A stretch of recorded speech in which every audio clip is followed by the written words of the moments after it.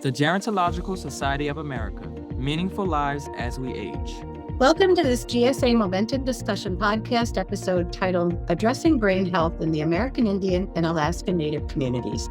Momentum discussions highlight topics experiencing great momentum in the field of gerontology. We're grateful to Genentech, Lilly, Eisai, and Otsuka for their support of the GSA Care Toolkit for primary care teams and today's podcast. My name is Jen Pettis, and I'm the Director of Strategic Alliances at the Gerontological Society of America, and I'm pleased to serve as the host for today's Momentum discussion. I'm so happy to be joined by Michael Splaine, a principal with Splaine Consulting and managing partner with Recruitment Partners, LLC. Mike is a contributor to the CDC's Healthy Brain Initiative, along with a wide variety of communities of interest, including GSA and the Healthy Brain Initiative's Roadmap for Indian Country. Mike also consults with the International Indigenous Aging Association and the Great Lakes Intertribal Council.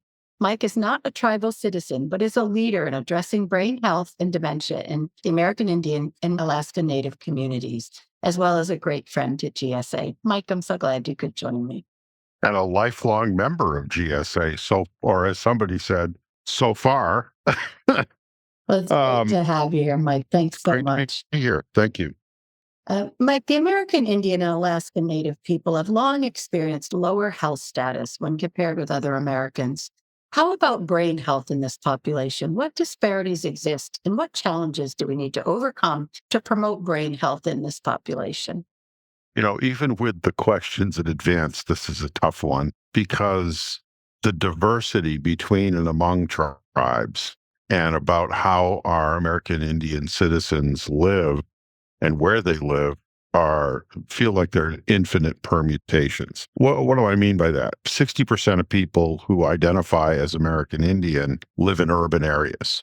So if the picture that immediately comes to mind when we say American Indians and Alaska Natives is reservation-dwelling Indians, that's part of those who identify as American Indian. And so the diversity is a real challenge. Having said that, in many health studies, race is not necessarily a category. For example, when we look at Medicare data, which for the older population is really important, and those with disabilities, Medicare doesn't track race. The generalizing of some of these issues becomes very, very hard. In general, yes, American Indians and Alaska Natives do have lower health status when compared to other Americans, including their brain health.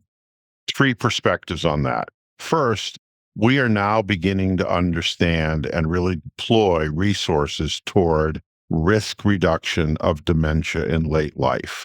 And to the extent that risk factors like diabetes and untreated hypertension are high in American Indian communities, there's a risk story to be told about the greater risk, but also the greater opportunity for doing something about that risk in American Indian and Alaska Native community. A second comment about brain health in the population is that trauma, historic, current, and actual trauma to individuals in terms of the rates of road accidents of all things and lack of helmet use adds injury to insult to the already existing higher risk factor for poor brain health in late life. I think a third disparity that I would mention is that, particularly for reservation-dwelling American Indians who rely on the Indian Health Service and its components to provide their basic health care, all experts agree that the Indian Health Service has about 10% of what it needs to do its job. And in that environment, brain health may be seen as a luxury, and assumptions made that, well, American Indians have shorter lifespans, therefore issues of chronic disease in old age, like Alzheimer's and related dementia, aren't going to be as prevalent, which is turning out to not be true. The American Indian and Alaska Native community, I'll throw in the Native Hawaiians, is aging at a rapid clip. And so concern and awareness about Alzheimer's disease and related dementias is justifiably, whether it's risk or it's actual people with dementia coming to light, it's actually becoming a brain health issue in Indian country. So, Mike, when I ask you this next question, I'm actually wishing that we were on camera so people could see what you usually do when I ask this question, which is what are the underlying principles to your work with the American Indian and Alaskan Native communities around a variety of issues, including brain health, and how could these be applied to work around brain health with other diverse and underserved populations? Yeah, we may be doing color radio, but you can't quite see what I'm about to do. But a wonderful Ojibwe man named Steve Chapman, who was one of my cultural guide when I started working on the roadmap for Indian country 5 years ago, said that essentially by symbol, he said, I need to listen and see much, much more than I talk. And I think that's the underlying principle. If you're not a tribal citizen, you shouldn't pretend that you understand that. That doesn't mean you can not be understanding, that you cannot be a sympathetic and good listener. But, many people fail when they work interculturally. Many people fail because they're so full of their message about what they want to talk about. They don't leave any room for listening and learning. So I think people call that cultural humility. I just call it respect. And really, that's the first fundamental principle. Listen more than you talk. And help people, I'll just say, help people as a rule, whether it's a disease group or it's a health promotion of some sort, they're on a mission to tell you something. So, you have to take a minute and take a breath and listen. I will also say, boy, white hair works. I get, nowhere in America do I get respect for my white hair. Well earned, by the way, 3 daughters. My white hair, except when I'm with Indian people. It's really great. I think 2 other principles. It's hard sometimes to understand that although American Indians and Alaska Natives are American citizens, they're also tribal citizens. And this word sovereignty comes into play. But when we work interculturally with American Indians, we have to really understand in a deep way that they are sovereign nations. They have their own laws, traditions, police forces. You can get a ticket from a Chickasaw cop on the reservation. So I think sovereignty really, really important. And when it comes to data and ownership of things like genetic information, there's been some real sins against tribes in terms of that sovereignty not being respected, including in the Alzheimer's and dementia space in which I work. I remember when I was starting to go find case studies for the roadmap for Indian country, 4 years ago, I went to some of the Southwestern tribes and I said, well, I'm here to talk. I'd like to listen and learn what your experience is with Alzheimer's and dementia. And I got stoned. Oh, we know about that. And I got the crossed arms. And that was it. That was the end of the conversation until I found out later that, in fact, researchers had been in there to do their thing and, hit and run and really disrespect sovereignty. The more interesting thing, the flip side of sovereignty and respect and listening is we have these wonderful opportunities to co-design solutions. I've never been anywhere where my knowledge about dementia and related caregiving, never been anywhere with American Indian communities where my knowledge is not respected. But that doesn't mean people want to be told what to do or the solutions that come from the dominant culture.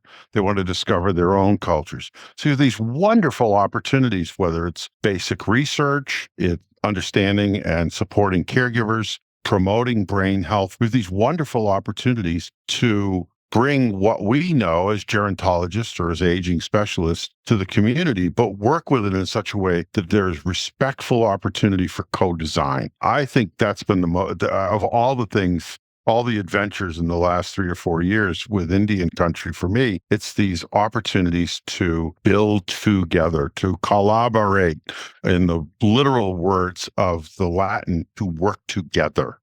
That's exciting.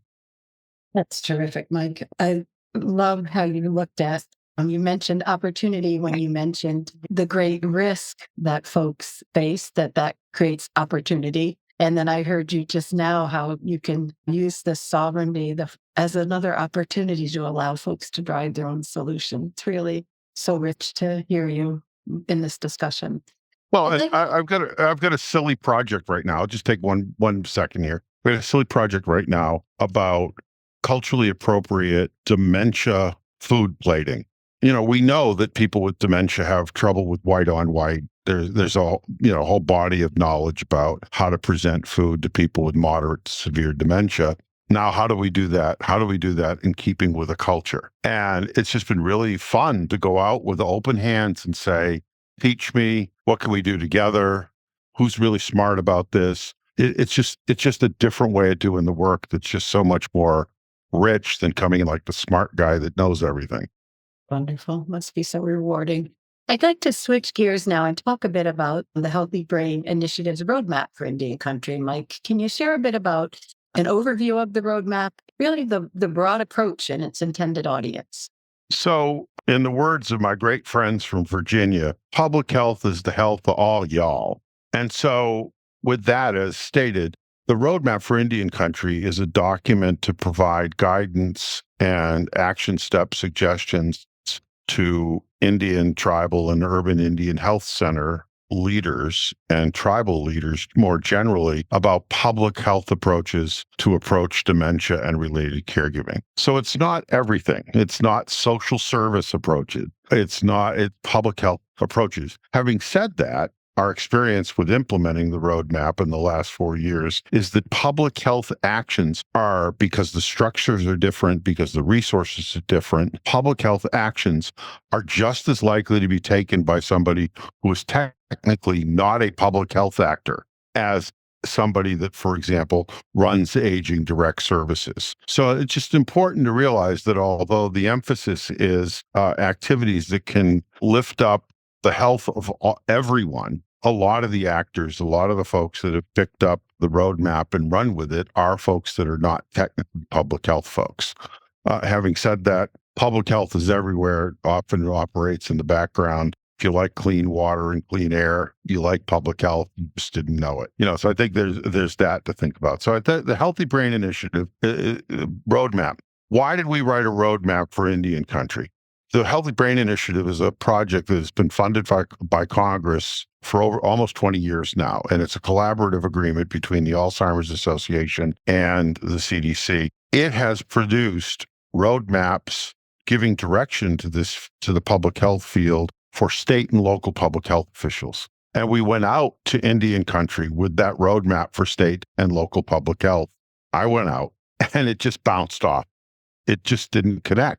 And we realized between that and the growing risk factors, the growing understanding, some real early adopters of doing stuff about dementia in Indian country, such as J. Neil Henderson from Minnesota, the Banner Health System in Arizona, Dr. Blythe Winchester, and Bruce Fink from the Indian Health Service. All of them said, you got to do something that's unique for Indian country. And so we did. I mean, we stop beating our head against the wall, bringing the state and local approach out to very different traditions and structures. So the broad approach is public health. Its intended audience are ITU services, as they're called, Indian Health Service, tribal and urban Indian health center leadership, and tribal leadership more generally. And I understand there's 8 public health strategies outlined. Can you share a bit about them? Yeah, they're divided into categories. The 8 actions are divided into categories.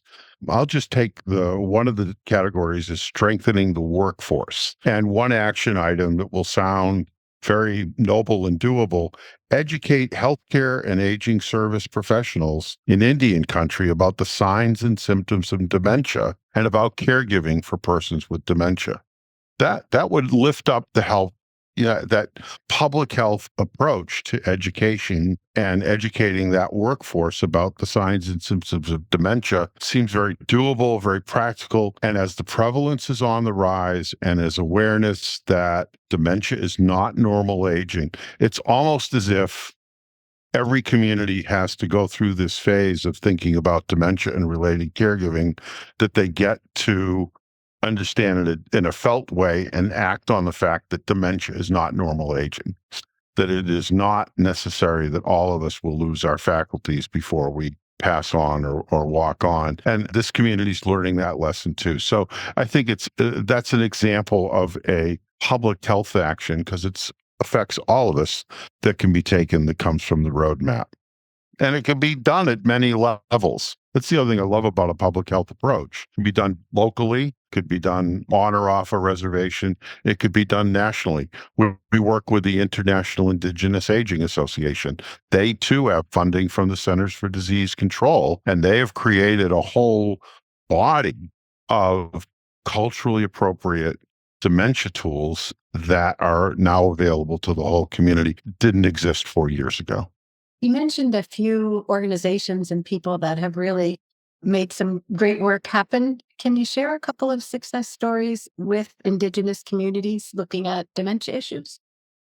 In Wisconsin, the state funds through their aging network a number of dementia care specialists. These are folks that work at the community level, do dementia awareness, to mobilize concern and bring people together around what can be done locally about dementia to help people with dementia and their family caregivers live better lives. I guess 3 years ago, the state added to its body of dementia care specialists a position for every tribe. So now we have tribal dementia care specialists. They work side by side with their non-tribal folks. They get the same background and education and support and work statewide, but they work in their own way within their tribes or in their multi-tribal organizations. That's an example of, I think that's a living example of a very high level of commitment to do the right thing, but to do it in a culturally appropriate way. Because in some of those tribal organizations, they're not called a dementia care specialist because it doesn't click. It doesn't click. So my friends at GLTCI, Great Lakes Intertribal Center, have adapted the job description so that it's more meaningful for the upper Great Lakes tribes. Just a one great example of action that's been taken.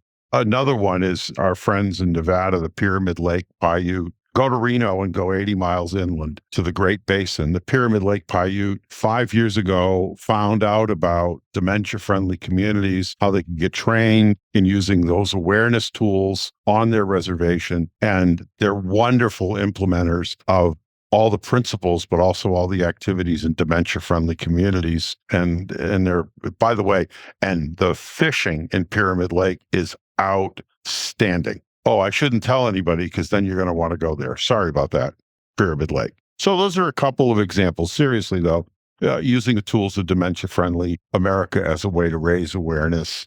Those are some examples.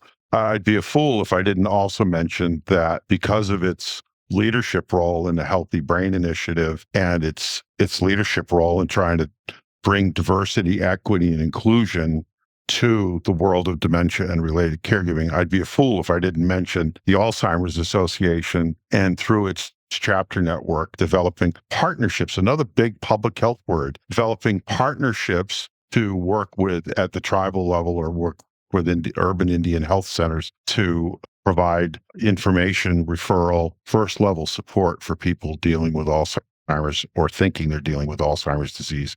And again, it tracks where tribes are. There's a lot more activity in Oklahoma than there is in Maryland, but that's because there are 39 tribes in Oklahoma, and we have 2 tribes that have headquarters here in Maryland. You've told us a lot of things that folks have learned, but I suspect that there are lots more questions to be answered. What are some of those open research questions that need to be answered for the work to be more successful? I think all of us, and by the way, we're in the process right now in a wonderful leadership committee, and there'll be a roadmap for Indian Country 2 coming out at the end of this calendar year. It's 2024, so sometime maybe in time for GSA in November, who knows? At any rate, that's something to hope for, but there's work underway on a new roadmap, which is why these ideas about open research questions as well as success stories is so important. One thing that troubles us all is to understand the pathway, support, care, identification of dementia, support and care for family caregivers for those American Indians and Alaska Natives who live in urban areas. It's 60%, and we just don't know a lot. Now, our friends at the University of North Dakota have recently published something called the Nuenis Study, which was based on surveys of about 1,500 urban dwelling American Indian elders. So that's a darn good start. That's a team and that information is available, very easily available. That generates new questions. Are people more at risk? How or whether they get health care? Are urban Indian health centers deploying tools like the Medicare annual wellness visit or the care kit as part of their routine of care that they're delivering older adults? Are urban Indian health centers taking advantage of the billing tools in Medicare to both promote brain health, identify dementia, and support people with things like care planning? So those are some of the mysteries. I think those are some of the research questions. There's also, and there's a wonderful researcher that's onto this, there's a lot of commuting. My friend Turner Goines, who I know is a GSA member from down in North Carolina, Turner coined the term commuting caregivers because there are people that live off reservation and yet go back for caregiving duties. And I've met them in Las Vegas. There's I can say this because I'm not saying their names, so I'm not breaking confidentiality. There's 4 young adults that I've met who own a crappy car and live in a terrible apartment in Las Vegas 4 nights a week because that's where the work is. And on Friday night, they all pile into the crappy car. They pool their money. They go back to the reservation to take care of the grannies and grandpies. It's commuting caregiving. I'd like to understand that more. People, not just, that's taking your citizenship really to another level, but it's also family. And, that's the great story about Alzheimer's is all over the world, the care system for people with Alzheimer's and dementia, first and foremost, and in many places, is only families. So it's just a different expression of that same dynamic that I think is an open research question. Very interesting, the phrase commuting caregiving. I know. Yeah, I thought Turner did a good job with that. Yeah, I had not heard that term, but it makes a lot of sense. Well, I could go on and on with our discussion today. I have enjoyed this discussion so much, Mike. I've learned so much, as I always do when I listen to you. I'm just going to mention a couple of things that really stuck out with me. You started talking about the diversity of where and how American Indian and Alaska Native people live, and about the overall risks of the individual's health, and why there is greater risk, there also is greater opportunity. I always love to hear you talk about listen more than you talk, and really the idea of that listening and the respect and the coming up with solutions together so resonated with me. What are some key points you want to leave listeners with that I didn't mention? There are flocks of resources here. I mentioned the care kit. It's something that I know GSA is super proud of, and it works if people apply it. So there are resources here. International Indigenous Aging Association, the Alzheimer's Association. There's no lack of stuff, if you will, and there'll be more. There will be more as we take this public health approach. For the GSA research audience, think long and hard about how you include or could include people in an advisory or in a driver's seat basis about your research. If you're curious about whether it's biological sciences or the social sciences, there's more room for, and I think you will accelerate the pace and the quality of research, not to mention recruitment, if you actually get your sleeves rolled up and sit there and listen when people say, that's an impossible protocol. Can we work on that together to make it more possible? So I think there's some wonderful science opportunities here. But again, it begins with that respect and listening. And don't assume, the last thing I would say is don't assume that American Indians and Alaska Natives don't know about these issues, but do know that they have their own way of knowing and their own way of talking about it. And it's important to know that and respect that there is an Indian way of knowing that may be far beyond just what we can physically count and understand empirically. There's that. That's what culture is. That's what culture is. And I got to end with a story there. I'm Irish Catholic culture. And when people say, are you tribal? I say, no, but I'm Irish Catholic, and that's close. And believe me, it can be. But the next part of the story is, do you know about the Irish Catholics and the American Indians? And some people don't, and some people do. It turns out, this gets to the Indian way of knowing. In 1847, at the end of the Trail of Tears, which is when our American government forcefully took all the people who were living peacefully in Georgia to Oklahoma and relocated the American Indians from the east to the west to the Midwest, was also the first year of the Irish potato famine, which ultimately led to over 1 million people dying or immigrating out of a population of 7.5 million on that little island. Choctaw heard about the famine. We don't know how, but they raised money. At the end of the Trail of Tears, they raised $25,000 and they sent it to Ireland so that the Irish could buy food to keep from starving.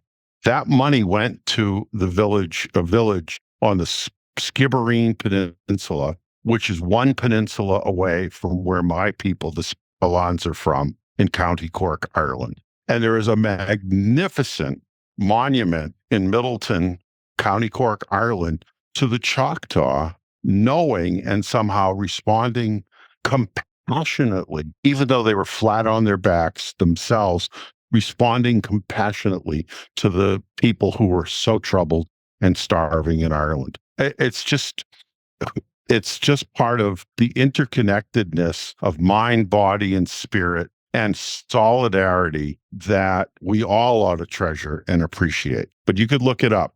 Middleton, County Cork, Ireland. It's a beautiful monument, stainless steel, and it's 20 miles as the crow flies from where my grandfather is from. The story is a great way to end, Mike. Thank you so much for your time with me today. I have enjoyed this discussion a great deal, and I am sure that those who listen to it will enjoy it and find it extremely informative. Thank you for all your contributions to GSA's work, Mike. I really appreciate it. The Gerontological Society of America was founded in 1945 to cultivate excellence in interdisciplinary aging research and education to advance innovations in practice and policy. For more information about GSA, visit geron.org, GERON.org.